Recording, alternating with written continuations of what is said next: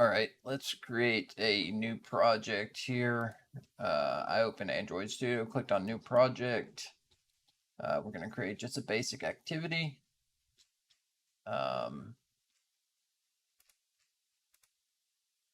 You know what, to make this simpler, let's create an empty act. No, let's stick with the basic activity. Okay, so notification, store notification.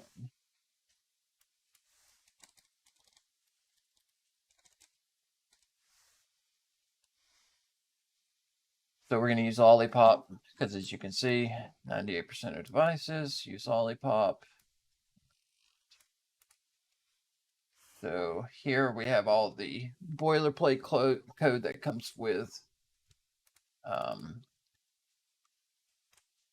your Android application to get it to create the basic frame, screen, buttons, launch intent, the icon, etc.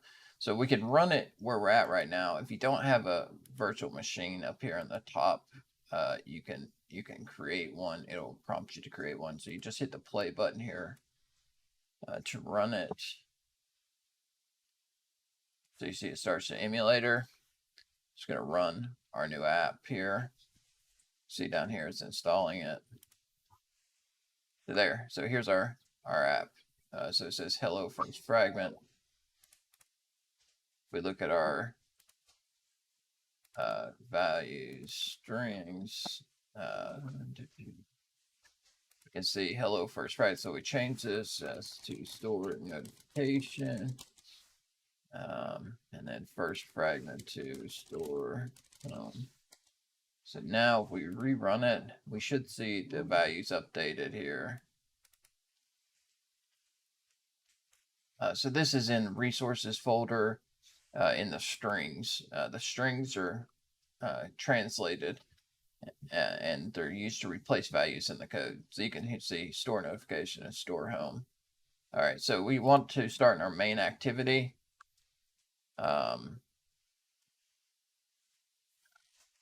We need to keep track of our item because you mentioned an item model. So for now, let's just create a new package called domain that will hold our domain specific objects, and we're going to have a store item, right? So that's a class. And item has an ID, which is a long value. It has a string that is the name of it. It has a double, which is the price. And it has a calendar, which is the expiration date. All right. We're going to create a no argument constructor, which is the same name as the class name with no arguments passed in. And then we're going to create a constructor that takes all of these parameters so we can pass them in. The constructor is used to create an instance of the item. So we go to generate constructor, select all the fields. Here we have a constructor. Now we set all these fields to private to adhere to good practice. We don't want public fields that are accessible to change the state of our object. We want the item to be manipulated only via its accessors. So to do that, we create more code. We generate getters and setters. We select again on all the fields. And here we have the getters and setters. This is how values are changed inside of an object. So you have to create an instance and then change the instance's state. You can't change any global state. You can't mess things up. It's just standard encapsulation concepts. So the last thing we're going to generate is called a Tostring method. This will override the default object Tostring method, and it will print the object for us if we want to see everything that is set on it. So here we have the / * will generate a comment block with auto filling in the parameters. Here we have the default no arg constructor. Here we have our all arg constructor. And you can see that it created these. So this is a long. And this link text here will, I just hit control space on long while capitalizing long. The link text here will allow us for document generation. And when you run Java docs, it will link it to the right class. So this is a double, and this is a calendar. And then, so these are all just standard getters and setters. And then here's our standard Tostring method, which you can say, you know, is whatever. We don't have to put a comment on Tostring. So there's our item. That's how we're going to track our item to check for expiration, right? So now I'm going to create another package called service, right? Because that's where our service that's going to manipulate our items is going to live. And the first service we're going to do is called an item expiration service. Since we want to check, send notifications based on the expiration, right? This is a service to determine details about an item. And that's our item. So you can see it linking to our code there. All right. So this application context is needed to do most things in Android applications. So we'll just pass it in as a field level variable, and we'll create our constructor. And in the constructor, we'll accept an application context, and we'll set the local application context equal to that.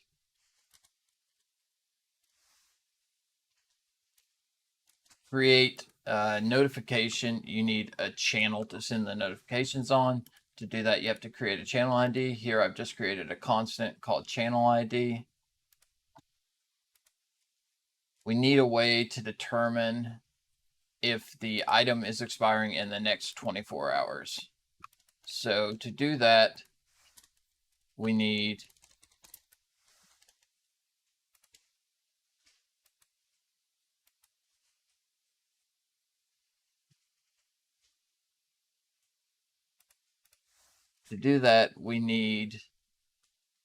a method that returns a value. So let's say we return a Boolean value, and we name the method is item expiring soon, and we pass in an item object. You have to import that, Alt enter, or Command enter. All right, so we create a calendar. And this now, we need to check if our object is going to expire in the next 24 hours. So we say calendar and add the date field. We want to add 1 day. So if the item is before that date, then it's expiring, right? So if we'll return item.getExpiration date before our calendar date, which is, you know, 24 hours in the future. So we can change that, make it a little easier. Rename it to,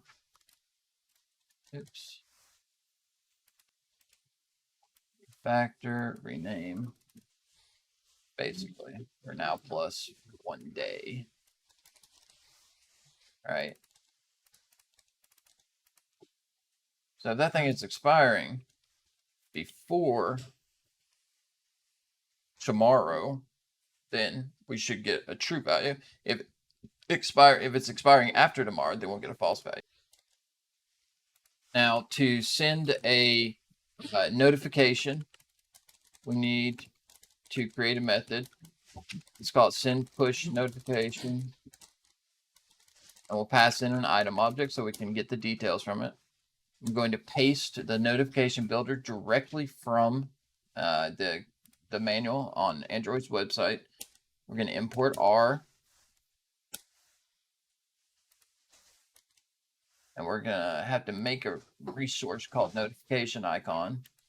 So we have in our res drawable folder, you can see R drawable. That's under res drawable. We have IC launcher foreground. Let's just copy that and name it notification icon. We use the Android symbol as our notification icon. So there, that's good.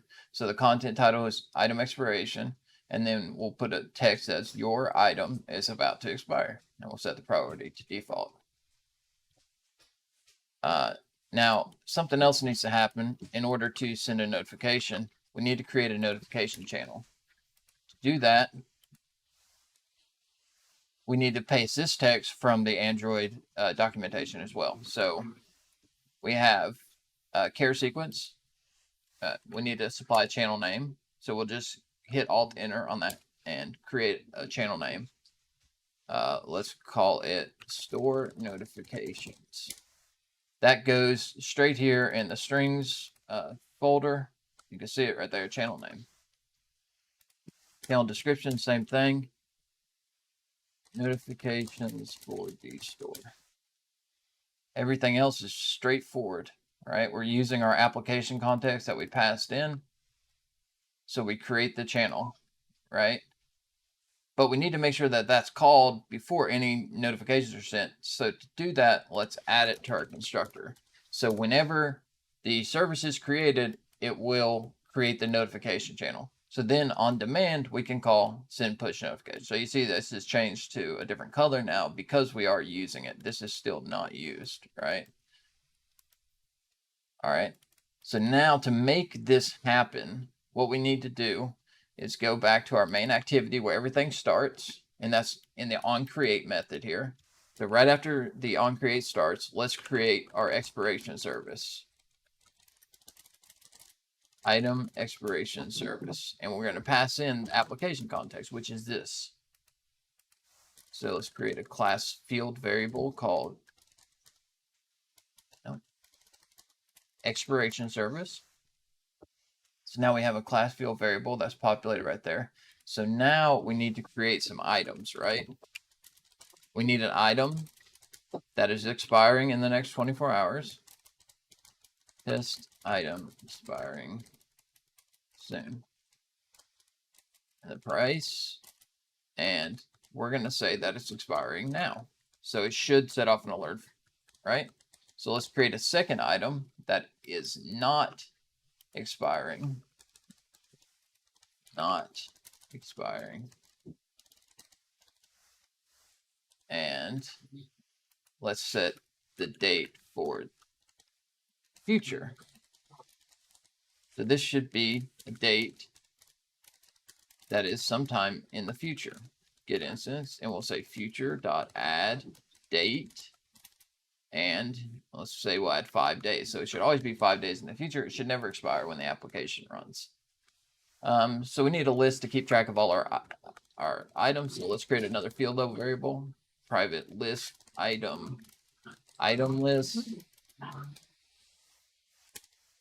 Do the import. So we'll say list is equal to new array list.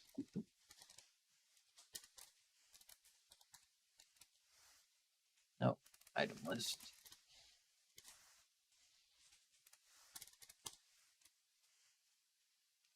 And then as we create our items, we will add them to our item list. So there's 1. There's 2. So now, no matter how many items we have, let's iterate over them and check to notify when the application starts up. So let's say for item, so we'll iterate over the item list, and the item that we get back from the iteration is called item. Can't call it the item. So we'll say if expiration service dot is expiring soon, I believe is our method name. Oh, I said this is private. It needs to be public. If is expiring soon, and we'll pass in the item. If it's true, we need to send a notification, right? So we'll say expiration service, send push notification, and we'll pass in the item, right? And we should be done. It should check on startup for any items that are expiring. Okay, nothing happened. So let's find out why. So let's see.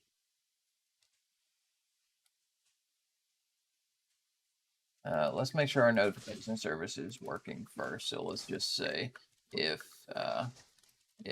true, try this again. Should get 2 notifications, right? So it looks like the problem is with our notification service. So let's see. We create the item expiration service, which creates the notification channel. Oh, duh. We created the push notification, but we didn't finish it, obviously. So let's create a few more objects. These are pretty straightforward from the documentation. We're just going to pass in the application context of this to create the notification manager compat. We're going to need an ID for our message. So let's do a pseudo random number generator.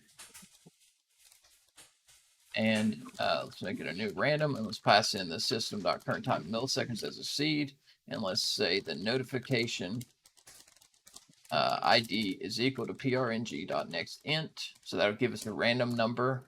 Later, you probably want to change that to actually make sense and keep track of your notifications. So we'll say the notification manager needs to notify, and we'll pass in our ID, which is our notification ID, and we'll pass in our message, which comes from our builder. So we'll say builder.build. Now we should be able to send our notifications. So let's fix that other text where we added is true. Okay, we don't want that. Let's take that out. So we should be all good to go. So let's rerun it. We should see 1 notification. Unfortunately, we cannot. We might have another bug.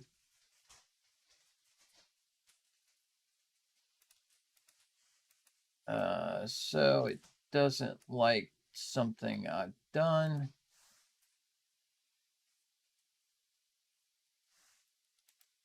Let's see if it's this. Nope. It's this.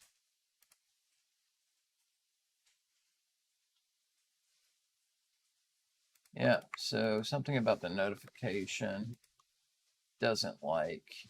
So let's debug it. Great thing about Android Studio is the debugging.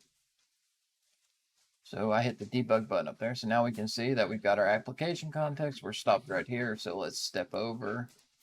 Let's create our things. All right, that worked. Notification manager worked. Random number generator worked. Now we need to notify. That's not working for some reason. Huh. Store bad notification. Status bar couldn't create status bar icon.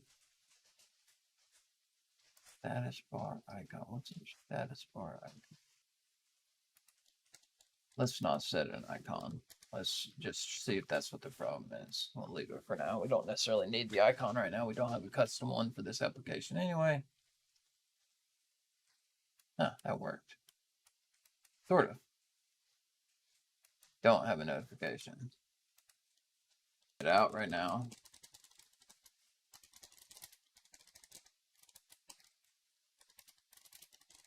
So we can see the item that is expiring. So let's look at the console. Okay, so it says item is expiring. It's got a calendar. Okay, so it called to make notification, but make notification is still not working.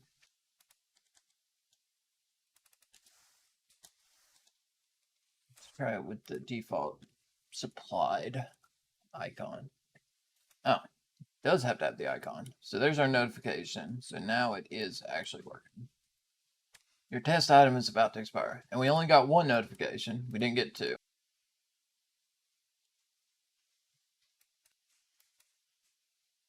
It's definitely working now.